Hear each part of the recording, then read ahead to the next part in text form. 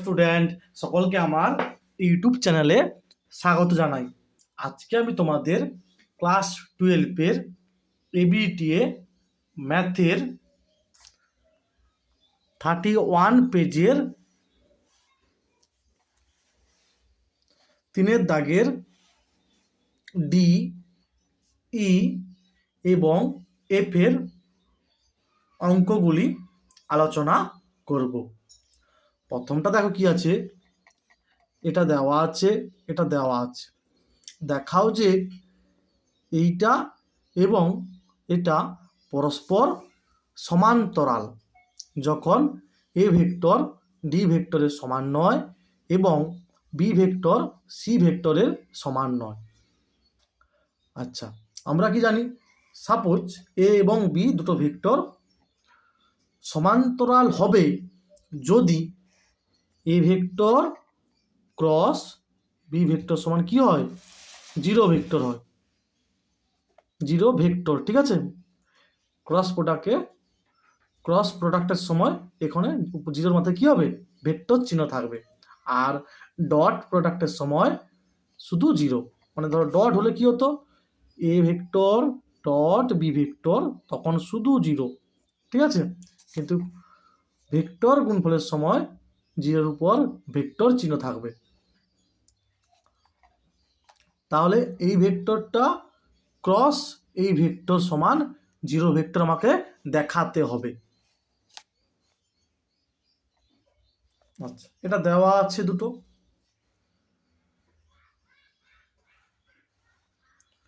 আচ্ছা, যেটা বললাম যে জিরো ভেক্টর দেখাতে হবে, তাই লিখেছি আমি ক্রস প্রোডাক্ট দিয়ে।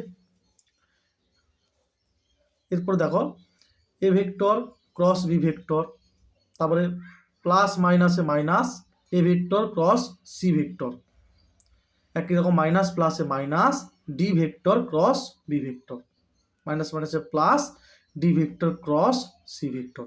ঠিক আছে। আচ্ছা, এরপরে দেখো এটা সমান minus D vector cross B vector সমান কি হবে, এইটা হবে এই নিয়মে। ঠিক আছে, A vector cross B vector সমান minus B vector cross A vector, এই নিয়মে। আর দেখো লেখা আছে এ ভেক্টরটা জিরো ভেক্টরের সমান নয়, বি ভেক্টরটা জিরো ভেক্টরের সমান নয়, কিন্তু যদি এটা হয় তাহলে এ ভেক্টর ও বি ভেক্টর দুটি সমরেখ বা সমান্তরাল হবে।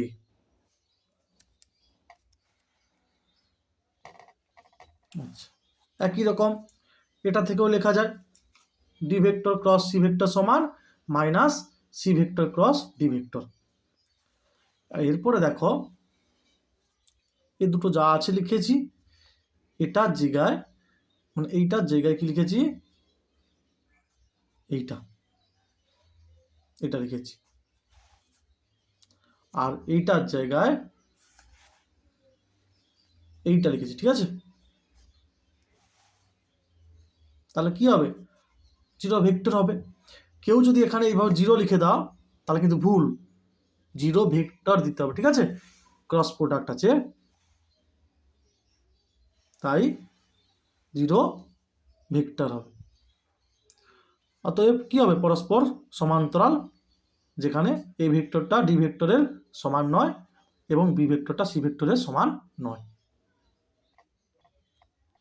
আচ্ছা, এটা একটা ভেক্টর দেওয়া আছে এবং এটা দেওয়া আছে ভেক্টর দুটির মধ্যবর্তী কোণ স্থূল কোণ এক্স। আচ্ছা, স্থূল কোণ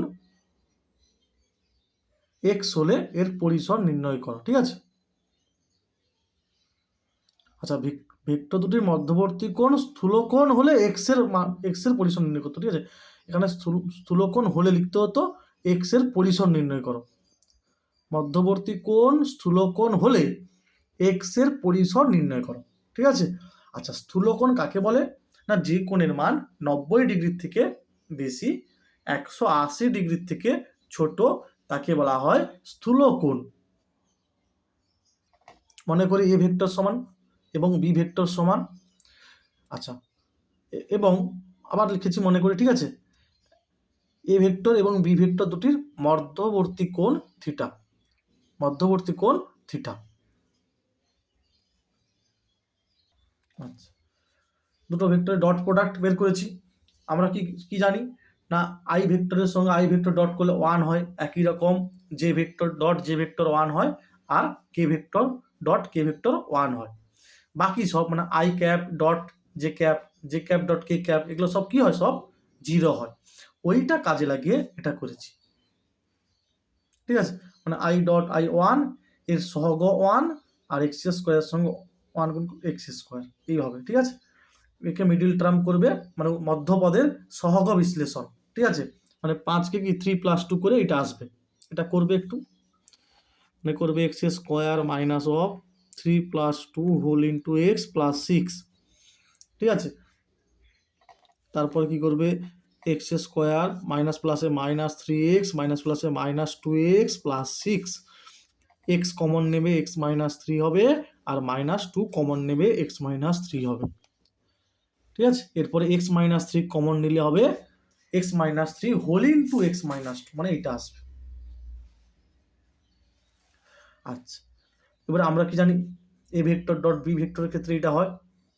আচ্ছা, এবারে দেখো আমাকে কি বলে দেওয়া ছিল, যে এই ভেক্টর দুটির মধ্যবর্তী কোণ স্থূল কোণ।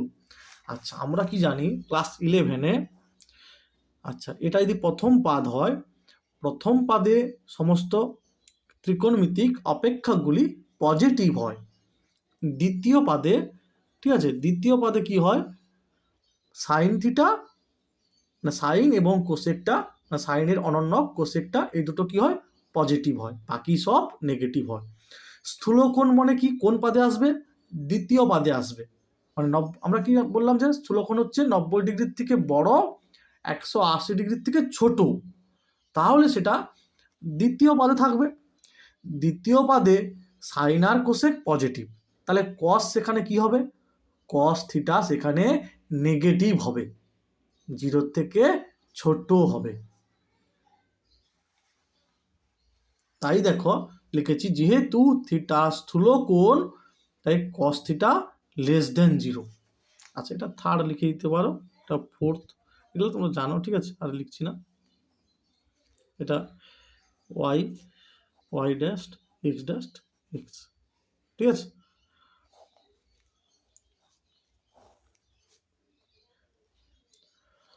আচ্ছা, কস থিটা লেস দেন 0, তার মানে কি হবে, A dot beta less than 0 হবে, মানে এই মানটা 0 থেকে ছোট হবে। তাহলে এখান থেকে এটা আসবে, দেখো এটা কি করে এখান থেকে আসে, দেখো সাপোজ এক্স মাইনাস 2 আর এক্স মাইনাস 3 0 থেকে ছোট। আচ্ছা, আমরা কি জানি যে দুটো রাশির গুণফল 0 থেকে ছোট হবে যখন একটা 0 থেকে বড় হবে আর একটা 0 থেকে ছোট হবে, তবেই তাদের গুণফলটা কি 0 থেকে ছোট হবে। সাপোজ এক্স মাইনাস 2টা 0 থেকে বড়, তাহলে এক্স মাইনাস 3 কি হবে, 0 থেকে ছোট হবে, তার ফলে এদের গুণফলটা কি হবে, 0 থেকে ছোট হবে। তাহলে এক্সটা গ্রেটার দেন 2, আর এক্ষেত্রে পাবো এক্সটা লেস দেন 3। তাহলে দেখো এক্স 2-এর থেকে বড় আর 3-এর থেকে ছোট হতে পারে, ওই জন্য এটাকে এইভাবে লেখা হয়েছে। এবার যদি কেউ মনে করো যে আমি আরেকটা কন্ডিশন, যে এক্স মাইনাস 2টা লেস দেন 0, আর এখানে লেস ধরছিলাম, তখন এক্স মাইনাস 3 কী হবে, গ্রেটার দেন 0, একটা লেস একটা গ্রেটার, বিপরীতটা কেন বলো দেখি, এখানে লেস আছে বলে, ওই কারণে। তাহলে ক্ষেত্রে হবে এক্সটা 2-এর থেকে ছোট আর এক্সটা 3-এর থেকে বড়। দেখো এক্স বলছে 2-এর থেকে ছোট, আবার এক্স বলছে 3-এর থেকে বড়, তাহলে হবে না। একটা সংখ্যা 2-এর থেকে বড়, 2-এর থেকে ছোট, কিন্তু সে 3-এর থেকে বড়, তাই এই কন্ডিশনটা এক্ষেত্রে হচ্ছে না, মানে 2-এর থেকে ছোট 3-এর থেকে বড়, এটা এখানে হচ্ছে না, তাই এইটা হচ্ছে অ্যান্সার। এটা হচ্ছে অসমীকরণ, ক্লাস 11-এ ছিল। এখানে কি আছে, এক্সটা 2-এর থেকে বড় কিন্তু সে 3-এর থেকে ছোট, ওই জন্য, ঠিক আছে, এই জন্য এটা নেওয়া হয়েছে।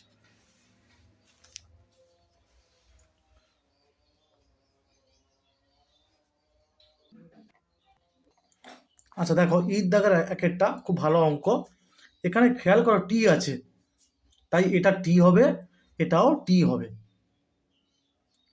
আচ্ছা, এক্সের যে সকল মানের জন্য ডিওয়াই ডিএক্স সমান 0 হয় তা নির্ণয় করতে হবে। ঠিক আছে, তাহলে কি বললাম, এটা টি হবে, এটাও টি হবে, এখানে টি আছে। ঠিক আছে,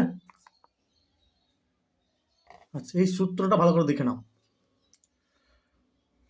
এখানে দেখো টির জায়গায় সাই অফ এক্স, তারপরে এক্স এর সাপেক্ষে সাই এক্স এর ডেরিভেটিভ সাই ড্যাশ এক্স, মাইনাস টির জায়গায় ফাই অফ এক্স, তারপরে এক্স এর সাপেক্ষে ফাই এক্স এর ডেরিভেটিভ ফাই ড্যাশ এক্স। এইটা কাজে লাগিয়ে অঙ্কটা করব। দেখো তাহলে কি হবে, প্রথমে আপার লিমিটটা বসবে এখানে এক্স, এখানেও বসবে এক্স। ঠিক আছে, তারপরে এক্স এর সাপেক্ষে এই আপার লিমিটের ডেরিভেটিভ মাইনাস, তারপরে এখানে লোয়ার লিমিট 0 বসবে টির জায়গায়, এখানেও টি এর জায়গায় 0 বসবে, তারপরে এক্স এর সাপেক্ষে 0-র ডেরিভেটিভ। ঠিক আছে, তাহলে এটা তো 0 হয়ে যাবে, কারণ 0 এক্স এর সাপেক্ষে ডেরিভেটিভ মানে কি 0 হয়ে যাবে, মানে আলটিমেট 0 হয়ে যাবে। ঠিক আছে, এটা 0 হয়ে যাবে, এক্স এর সাপেক্ষে এক্স এর ডেরিভেটিভ 1 হবে, তার মানে এইটা থাকবে।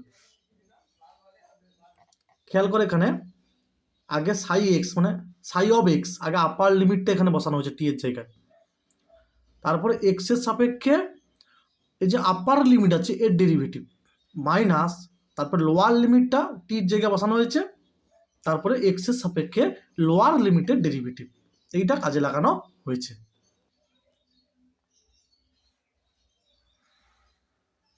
টির জায়গায় দেখছো, টির জায়গায় আপার লিমিট বসানো হয়েছে, এখানেও আপার লিমিট বসানো হয়েছে, তারপরে এক্স, এই যে এক্স এর সাপেক্ষে আপার লিমিটের ডেরিভেটিভ। আচ্ছা, এবার খেয়াল করো ডিওয়াই ডিএক্সটা 0 কখন হবে, স্পষ্টতই দেখো, যদি এক্স এর মান 1 হয় তখন 1 - 1 0 হয়ে যাবে, এটা 0 হয়ে যাবে, বা যদি এক্স এর মান 2 হয় তখনও 0 হয়ে যাবে। তাহলে এই জন্য লিখেছি এক্স সমান 1, 2 হবে, অতএব এক্স এর মান 1 অথবা 2 হলে ডিওয়াই ডিএক্স 0 হবে।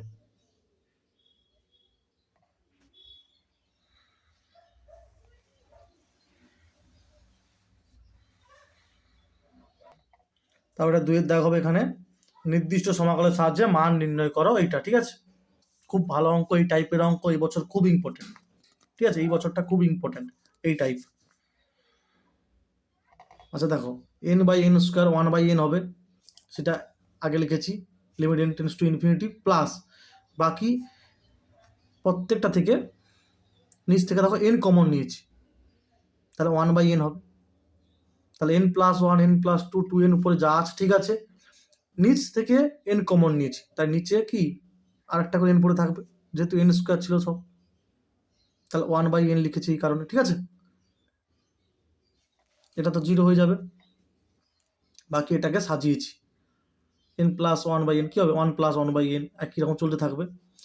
সবসময় খেয়াল রাখবে এইটাকে, এইগুলো দেখে সাজাবে, দেখো 1+1/n 1+2/n, এইভাবে আসবে 1+3/n, তাহলে 1+n/n, এটা খেয়াল রাখতে হবে। আচ্ছা, তাহলে দেখো 1+1+, ওই জন্য 1+, n ওই জন্য n লিখেছি, শুধু দেখো এইখানে চেঞ্জ হচ্ছে 1 2, এরপরে 3 আসবে, করতে করতে n, ওই জন্য r লিখেছি। ঠিক আছে, তাহলে সামেশন অফ কি হবে r = 1 থেকে n, মানে যে 1+1+1+, ঠিক আছে, নিচে সবাই n ঠিক আছে, তাহলে এইটা চেঞ্জ হচ্ছে বলে এখানে rটা লিখেছি। তাহলে এখান থেকে 0 to 1 কি হবে 1+x dx, এই সূত্র অনুযায়ী x এর ইন্টিগ্রেশন কি হবে 1 × dx মানে dx, তার ইন্টিগ্রেশন x হবে, মানে এটাকে 1 × dx হবে, তার ইন্টিগ্রেশন x হবে, আর x dx কি হবে x²/2, হ্যাঁ এই নিয়মে x⁴n dx এর সূত্রে x⁴n+1/n+1, ঠিক আছে, যেখানে nটা কি -1 এর সমান হবে না। তারপরে লিমিট বসিয়েছি, আগে আপার লিমিট 1+1² কত 1/2 হবে, আর তারপর 0 বসানো হয়েছে 3/2 হবে। ঠিক আছে, তোমরা এটাকে আরেকটু অন্যরকমও করতে পারো, যদি করতে পারো সাপোজ 1/n-টাকে এইচ ধরলে, 1/n সমান এইচ, ঠিক আছে? তাহলে দেখো এইচ টেন্স টু 0 হবে যখন n টেন্স টু ইনফিনিটি। তাহলে কি হবে, লিমিট এইচ টেন্স টু 0, 1/n-টা কত H, summation of r equals to 1 থেকে n, ঠিক আছে, 1 প্লাস আর এইচ, মানে 1/n-টা তো এইচ ধরেছি, তাহলে 1 প্লাস আর এইচ। আচ্ছা, এখানে খেয়াল করো 1/n সমান এইচ, তাহলে কি লিখতে পারি, NH সমান 1, 1 মানে কি 1 মাইনাস 0। তাহলে এইবারে এইটাকে লিখতে পারো 0 to 1, ঠিক আছে? আর এইচ জায়গায় লিখবে x, 1 প্লাস x dx। তাহলে কি বললাম দেখো, এতটা করলে এরপরে এইভাবে ইন্টিগ্রেশন নিয়ে আসতে পারো এতটা, ঠিক আছে? আর না হলে এইভাবে করতে পারো, যা যেটা ভালো লাগবে, ঠিক আছে? বুঝে সুন্দর করে করবে অঙ্ক, খুব ইম্পর্টেন্ট এই টাইপ।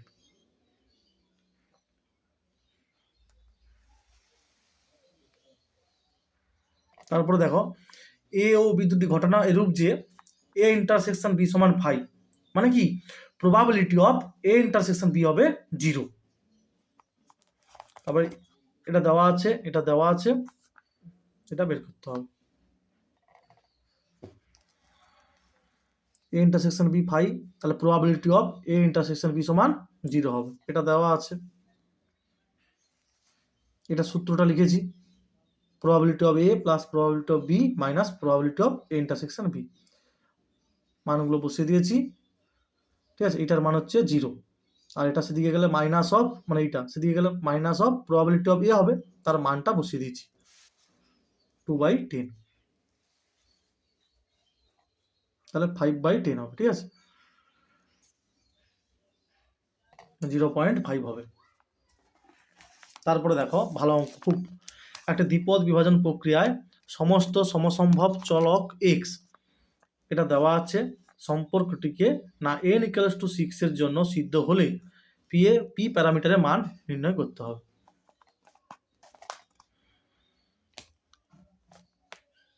দেখো একটা দ্বিপদ নির্বাচনের প্যারামিটার n ও p হলে আমরা জানি r বার সাফল্য পাওয়ার সম্ভাবনা, এটা লেখা যায়, ঠিক আছে?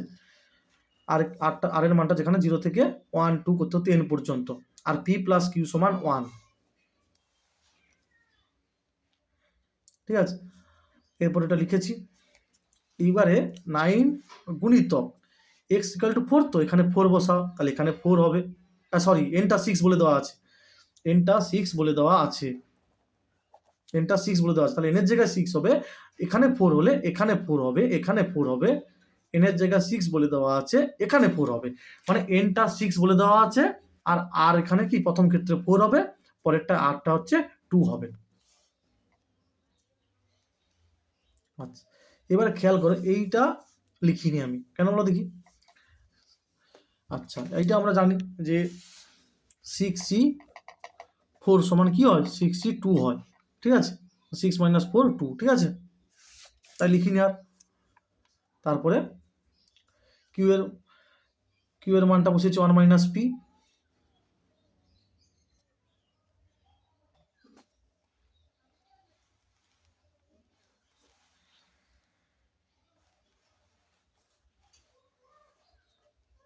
তো ক্যালকুলেশন করলে একটা বেরোবে -1/2 আর একটা বেরোবে 1/4, ঠিক আছে? তাহলে এটা হবে না, 1/4 হবে, নেগেটিভ হবে না এই রেঞ্জে যেহেতু, তাই 1/4 হবে অ্যান্সার।